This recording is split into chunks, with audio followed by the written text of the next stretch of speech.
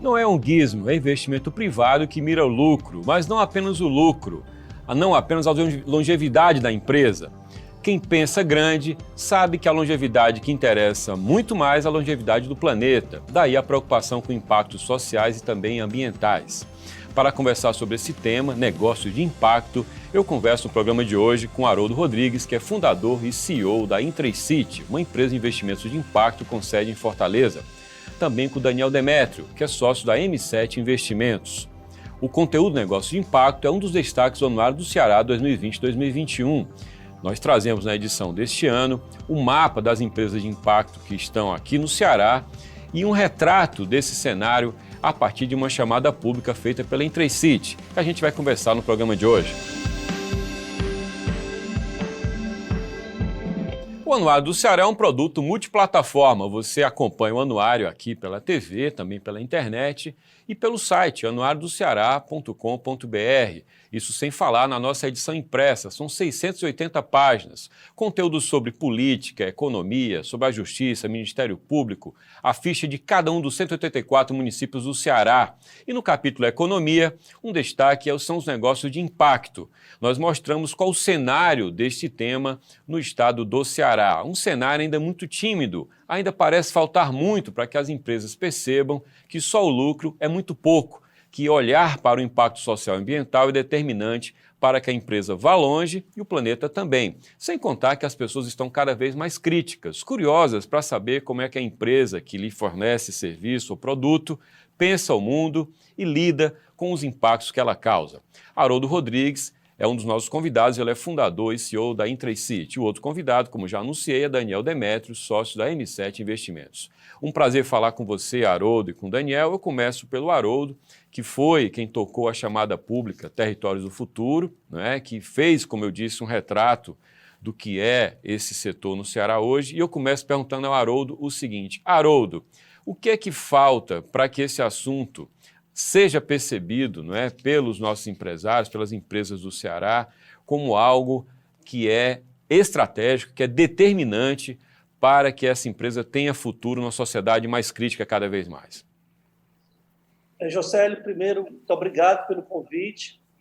Eu fico extremamente satisfeito pela originalidade do Anuário do Ceará em colocar em pauta os investimentos em negócios de impacto, trazer uma lupa, trazer um recorte para toda uma jornada, uma trilha de esforços, de dedicação, de trazer para a agenda de desenvolvimento econômico e de investimento do Estado a possibilidade de fazer investimentos em negócios de impacto. Super original, super oportuno, agenda do momento. E uma satisfação ainda maior conversar com o Daniel Demétrio, uma pessoa que costumo dizer que se posiciona fora de uma curva de normalidade. Ele, para mim, ele é um outlier e está à frente de uma das maiores agências de investimentos do Estado. Talvez, com certeza, a gente vai ter a oportunidade de compreender mais esse cenário que você já inicia fazendo a provocação. O cenário global ele passa por um momento de transição, onde os investimentos tradicionais eles começam a perder o sentido pela lógica de que o investidor ele investe o seu dinheiro para comprar dinheiro, para vender esse dinheiro, para comprar mais dinheiro. Então, essa é a lógica dos investimentos tradicionais, cujo foco é o dinheiro pelo dinheiro. Há aí mais de 40 tons de cinza dos modelos de investimentos, mas o momento de posicionamento global dos grandes fundos, das grandes empresas, traz essa cor de cinza muito próximo para os investimentos de impacto, que são os investimentos responsáveis. Nada mais lugar comum hoje é discutir os investimentos das empresas em negócios onde a governança, o impacto social e ambiental esteja no DNA dessa empresa. Esse já é um novo posicionamento. Há tendências que colocam em questão que os negócios, se fugirem do leque dos requisitos de investimentos em ESG, que são o E de Environment, de ambiental, o S de social e o G de governança. Muito provavelmente essas empresas terão continuidade. E é esse o esforço que a Intracity tem feito dentro do Estado do Ceará. É colocar dentro da matriz, dentro do cardápio de oportunidade desses investidores, desses empresários, também a oportunidade de sair um pouco dos investimentos tradicionais, incorporar ferramentas de controle social, ambiental e governança e focar os seus negócios na transformação social, da transformação ambiental, mantendo a sustentabilidade econômica. Então, você sai de uma modelagem onde o dinheiro é o fim e o dinheiro passa a ser meio.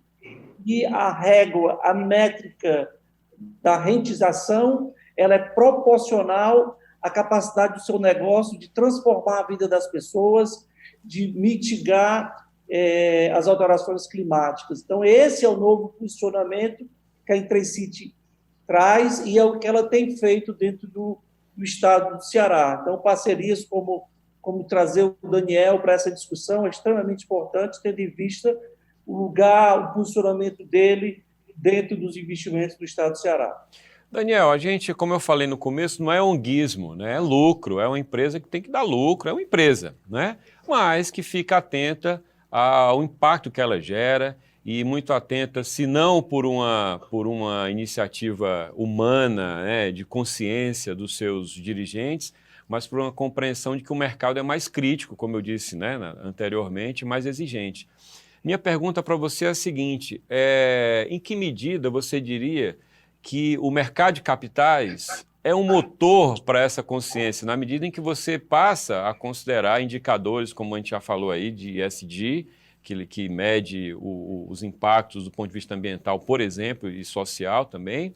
E aí, em que medida o mercado de capitais é um motor importante para isso? Porque eu estou falando de uma empresa que necessariamente precisa ser mais aberta, muito mais clara, não é, no que ela faz, tem um balanço, tem que demonstrar o que está fazendo e, portanto, tem muitos sócios atentos a isso. Em que medida o mercado de capitais é importante? Josélio, primeiramente é um prazer estar aqui com você. Muito obrigado pela oportunidade de estar aqui batendo esse papo extremamente importante, com um assunto extremamente relevante com você e com meu amigo Haroldo, pessoa da minha mais alta estima e admiração pela pessoa que ele é e pelo belíssimo trabalho que ele vem fazendo já há alguns anos com esse tema da sustentabilidade, tá certo? Pensando no meio ambiente como um todo e na sociedade em que nós vivemos. É um prazer estar aqui com ambos. Esse tema, Josélio, no meu dia a dia, que é a ótica dos investimentos, esse tema é um tema que ele já vinha ganhando uma importância muito grande através da ótica dos investidores de uma maneira geral. E a pandemia, ela aflorou demais o nosso lado cidadão, né? O nosso lado cidadão. E ele nos mostrou o quanto nós, seres humanos, estamos conectados, tá? Então, esse movimento que aconteceu com a pandemia apressou demasiadamente essa tendência nas causas ESG, tá? Que é o cuidado com o meio ambiente. Sobre a ótica de investimentos, especificamente em cima da sua pergunta, Josélio, hoje o mercado mercado financeiro, ele denomina o tripé da sustentabilidade, né? Que é o triple borderline, tá? Que quando você olha uma DRE de uma empresa, especificamente no mercado de capitais, que foi a sua pergunta, quando você olha uma empresa, antigamente você verificava uma DRE só o lucro, qual é o resultado daquela empresa, tá? Hoje em dia você tem um tripé, que não apenas somente o lucro é observado, e sim como aquela empresa ela demanda cuidado com o ambiente e também com a sociedade. Tá? Então, não somente você olha na última linha hoje o lucro, os investidores estão dando muita importância, tá certo, de como essa empresa cuida e trata essa causa. Porque, antigamente, você tinha uma crença, uma falsa crença que para a empresa dar lucro, resultado financeiro para os acionistas, ela eventualmente não tinha como aliar isso a uma causa social e ambiental. Mas isso tem se mostrado com o passar do tempo, de pouco tempo para cá, que assim que você pode sim dar lucro, apresentar resultado para os acionistas, tá? Com cuidado com o meio ambiente e com as pessoas. Entendi. E aí, em que medida, Haroldo, a partir do que o Daniel fala que a pandemia mostrou as pessoas mais conectadas, não é? E pelo menos acelerou processos. A gente sabe que crises aceleram processos, não por acaso a gente percebe invenções, não é? Rápidas, banais, às vezes até prosaicas, como um acessório na porta do freezer do supermercado para você não abrir com a mão, né? Puxar com o braço, um exemplo prosaico. Mas invenções, a vacina é um processo acelerado, as guerras foram momentos de grandes descobertas. Você é um otimista, você é uma pessoa que acredita, Haroldo, que a sociedade ela vai ficar mais atenta, ou está se mostrando mais atenta a esses valores, ou numa situação de crise econômica em que o empresário é compelido a sobreviver, ele vai ter a disposição de olhar para essa pauta, ou você prevê o contrário, que haja um recuo em função da crise, né? Ao contrário dessa visão, mais de boa fé de que ele vai melhorar. Eu sou otimista, Josélio. Sou otimista por uma simples razão.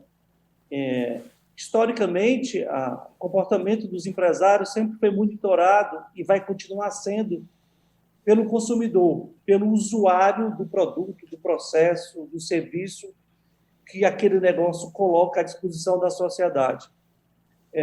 Como bem falado pelo Daniel,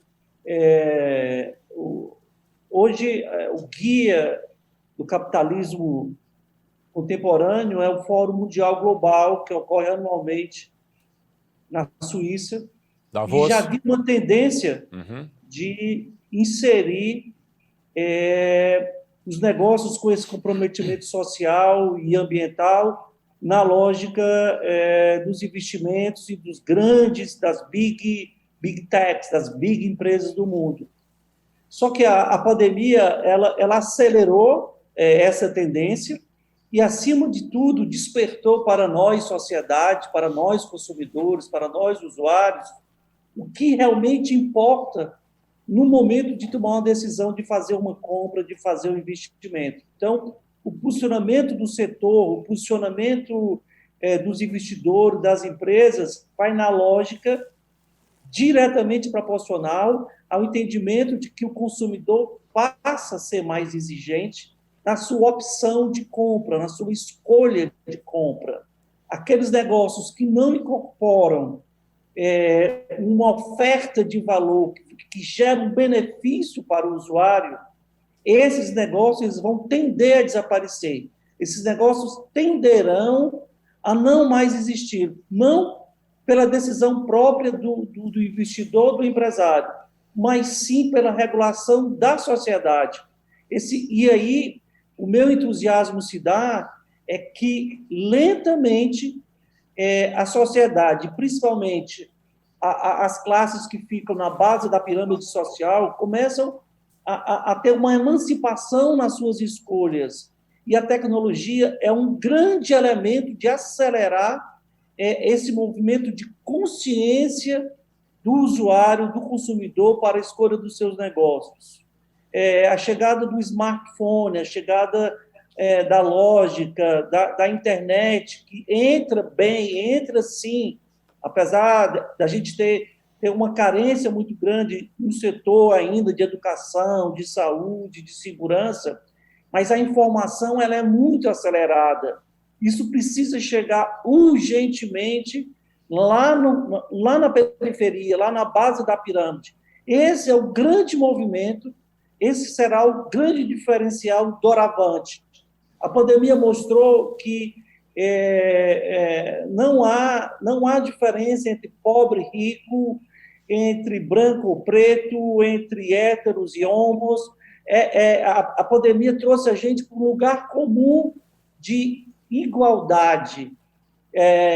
O que a gente precisa agora é ações de equidade. E os negócios, o ESG, ele vem para acelerar ainda mais essa mudança no interior desses negócios. Eu acredito muito na capacidade da sociedade, do usuário, do consumidor, de regular essa mudança da regra do jogo, que os empresários já percebem isso, a gente vê já um movimento nesse sentido. As palavras iniciais do Daniel foram muito oportunas, e eu sou um otimista. A questão agora vai depender muito mais da sociedade do que dos empresários. Daniel, qual no seu convívio com o mercado, vocês são uma empresa de referência aqui, tem uma atuação não só no Ceará, qual é a principal resistência que você identifica quando vocês puxam essa questão, quando vocês suscitam essa autocrítica por parte das empresas, não é? Na medida em que existe, eu tenho certeza, uma cobrança muito grande por resultados financeiros, né? A despeito da gente acreditar e apostar nessa consciência de que o mercado vai ser mais crítico, né? Eu, por exemplo, posso citar um exemplo doméstico. Eu vejo esse comportamento dos meus filhos. Eles não... Da mesma forma que eles rejeitam um cineasta acusado de pedofilia ou um cantor acusado de algo que não seja adequado, eu nem vou falar da cultura do cancelamento, que ela é muito injusta por vezes, ela é, na verdade, um linchamento, né? Sem entrar nesse mérito, mas a rejeição existe, né? Há uma empresa que tem uma atitude não muito bacana com o meio ambiente, com as pessoas. Qual é a resistência principal que você identifica, Daniel, nas empresas a aceitarem esses novos tempos? Muito interessante a sua pergunta, Jocélio. E tem um ponto, sim, mas antes de eu bater nesse ponto citado por você, Jocélio, eu gostaria só de reafirmar uns pontos muito interessantes e que fazem sentido nessa fala do Haroldo anterior. O Haroldo bateu numa coisa interessantíssima aí, Haroldo, que foi o comportamento do consumidor. E eu sou economista e a gente estuda muito e gosta de olhar o comportamento do consumidor, que é o que você falou há pouco. E tem um estudo que eu estava lendo daquela consultoria lá, a McKinsey, que tem um ponto lá dos vários que ela citou, que eu achei muito interessante, que nesse comportamento do consumidor racional vai ser observado, existe uma previsão que seja observado, que essa questão da fidelidade do consumidor a algumas marcas, isso pode sumir, entendeu? Isso pode sumir se aquela marca de bom gosto, bom grado do consumidor, ela não tiver apegada e alinhada nessa questão do ESG. Então, isso é um ponto interessante que está mexendo no comportamento do consumidor racional, que está começando a verificar isso. Também só outra observação na pergunta anterior, se você me permite, Jocélio. Claro.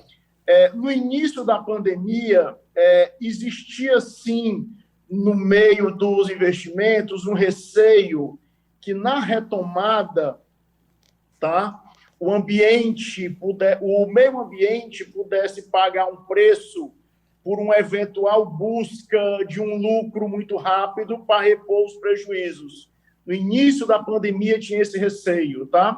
Mas agora as coisas caminharam muito rápido, esse receio não existe mais, tá? Esse receio não existe mais, porque a coisa tomou um pé tão grande, a causa foi massificada para todos nós de uma maneira tão ampla que não existe mais o medo dessa questão ambiental agora, nesse momento. Tá?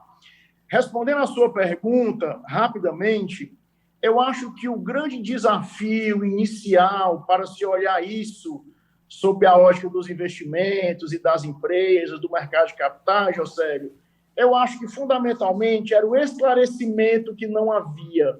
Né? Eu acho que a questão da informação, tá? Da educação financeira, essa coisa dessa crença antiga que eu falei há pouco tempo, que ou você dava lucro ou você cuidava da sua sociedade e do meio ambiente. Tinha essa crença. Inclusive, tem um cara muito bom em gestão financeira, é um grande gestor de investimentos, que é o Florian Bartunek, do fundo Constellation. Né? Ele fala muito isso, que essa crença antiga do lucro ou cuidar do meio ambiente não existe mais. Eu queria que você me dissesse o seguinte, uma empresa que tem um selo B, ela pode ser uma empresa malvada com bom comportamento? Em que medida o selo traduz a alma de uma empresa? Juscelio, eu vou fazer só uma complementação Tá. à análise do Daniel e, ao mesmo tempo, te parabenizar pela discussão. Se a gente for traduzir o que eu e o Daniel aqui a gente conversa, esse é um dilema global que tá na carteira das maiores empresas e dos maiores investidores, que é o que é que você coloca em mesa para tomar uma decisão. Se é o impacto em primeiro lugar ou o retorno financeiro. Impact first ou finance first. Essa é uma discussão global. Então, você vê o posicionamento do Daniel, o Daniel ele busca, e esse é o papel dele, buscar um equilíbrio, colocar, que ele chama de educação financeira, colocar na mesa do tomador de decisão, que não é ele, é o investidor, e isso eu sei porque eu também trato com outro perfil de investidores, como equilibrar o impacto socioambiental vis-à-vis ao retorno financeiro, ao impacto financeiro. Isso é oportuno. O que a gente tem feito é investir em mercados emergentes. Mercados emergentes são mercados de nova economia. E esse recurso mais paciente, esse recurso que, à primeira vista, é confundido como uma filantropia ou uma doação, ele é a base para que a atração econômica, a atração comercial, o retorno financeiro apareça exponencial. A inovação, o uso da tecnologia, ela está lá na sua base, lá no seu DNA, um investimento paciente, um investimento em médio e longo prazo. A mudança cultural ela ocorre quando formos capazes de colocar na tomada de decisão do investidor que ele, sim, pode também fazer o investimento a médio e longo prazo. Eu vi hoje uma declaração do Guilherme Benchimol, da XP, que ele faz uma opção particular de investir em fundos de investimentos cujo retorno é de médio e longo prazo. Esses são os diferenciais para você compreender o que é um mercado emergente, o que é uma disrupção e o que é colocar um impacto em primeiro lugar do que o retorno financeiro. Então, é só para a gente equilibrar e parabenizar aí essa discussão global, não é no estado do Ceará, ela é do mundo. É óbvio que a gente precisa gerar impacto dentro do estado. E isso tem muito a ver com a sua pergunta sobre o Sistema B. O Sistema B é um conjunto de líderes de negócios que assumem um compromisso através de uma auditoria aberta de que há, dentro do seu processo de produção, um compromisso de gerar impacto socioambiental em cima de um modelo de negócio justo, equilibrado, e que isso seja compreendido pelo conjunto de funcionários, fornecedores e a sociedade. É óbvio que a tangibilizar um label, um selo de uma empresa B certificada ainda fica num nicho muito restrito. Mas essa bolha, pouco a pouco, ela está estourando, principalmente pelo que eu comentei numa das respostas anteriores, que a capacidade do usuário, do consumidor desse negócio compreender qual o grau de comprometimento que ele está sendo alimentado é certificado como positivo, como benéfico, como resultado de benefício para quem está consumindo. E o sistema B vem nessa lógica de agrupar líderes com esse compromisso. Ô, Daniel e Haroldo, eu tenho pouquíssimo tempo, eu vou pedir que vocês respondam agora as questões em 1 minuto para cada um, tá? A empresa M7, ela foi finalista num hall nacional, né? Foi um evento da XP. Eu queria que Daniel, resumidamente, me dissesse como é que é esse mercado para vocês hoje. Vocês são empresa do Ceará com atuação nacional, vocês têm sede fora, como é que roda a M7? Josélio, a M7 é uma empresa vinculada à XP Investimentos. Pelo 2º ano consecutivo, a gente teve uma indicação a um prêmio nacional dentro desse ecossistema da XP, que muito nos honrou, que foi empresa destaque no Brasil, que foi um prêmio muito mais prazeroso do que um prêmio que eu recebi no ano passado na minha pessoa física. Esse ano foi muito mais prazeroso, porque valorizou o que de fato que é o trabalho em um time, de um time. E a gente tem a nossa sede aqui em Fortaleza, mas a gente atua em quase todas as capitais do Nordeste, tá? Ok. Então, a gente cuida de investidores e fazemos gestão patrimonial. E só citando o Guilherme rapidamente, porque o Haroldo falou aí do Guilherme, o Guilherme é uma pessoa próxima por causa do nosso trabalho, a gente tem muito contato, e ele é um completo apaixonado, Haroldo, por essas causas. Ele fez um Zoom semana passada, que ele falou, ele estava até aqui em Fortaleza quando ele fez essa Zoom. E aí até a gente viu na hora que ele falou, porque ele falou assim, empresa que não for ESG vai acabar. Tá certo? Então, ele é um apaixonado por essa causa e é muito interessante integrar o ecossistema de uma empresa como a XP com esse alinhamento cultural de busca de resultado aliado completamente a um cuidado com o meio ambiente e as questões sociais, José. Legal, legal. Haroldo, rapidamente, qual foi a lição que a chamada Territórios do Futuro deixou para você? O anuário considerou uma referência muito mais rica até do que o Sistema B, porque teve uma conotação local. Resumidamente, o que foi a chamada? Você tem 1 minuto no máximo, por favor. Olha, Ceará é demais, cara. O Ceará tem potencial. O que a chamada nos traz é que, assim, há um território, há um ambiente, há um ecossistema extremamente latente, desejoso para mudar essa regra, mudar essa percepção de que negócios de impacto também podem ser colocados numa agenda de desenvolvimento econômico. A chamada traduz muito bem isso.